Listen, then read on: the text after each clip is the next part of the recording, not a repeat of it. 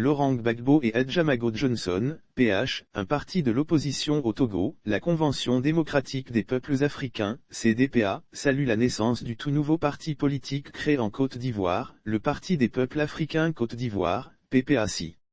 La CDPA au Togo se déclare être prête à travailler avec le PPAC pour le renforcement de leurs liens de solidarité dans le but de procurer le bonheur et la solidarité pour les peuples africains.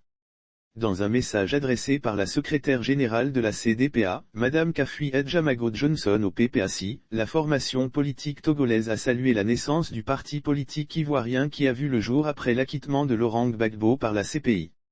Après avoir salué la naissance du PPAC, Adjamago Johnson a fait une similitude entre les deux partis et a déclaré que le PPAC est un parti frère, à travers son nom, son logo, un parti qui campe résolument dans le socialisme, le panafricanisme, la souveraineté pour la démocratisation, la justice sociale et la refondation de l'Afrique. La secrétaire générale de la CDPA a fait observer que le parti qu'elle dirige se retrouve parfaitement dans ses objectifs face au recul évident des acquis démocratiques en Afrique, avec des violences orchestrées, les manipulations des constitutions et des règles régissant les élections, l'instrumentalisation de l'appareil judiciaire et des services administratifs de l'État. La CDPA est un parti politique au Togo membre consultatif de l'Internationale socialiste.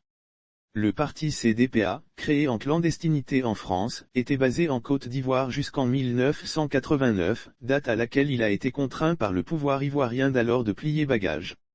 Certains de ses membres se verront être arrêtés pour avoir distribué le manifeste du parti baptisé l'Alternative.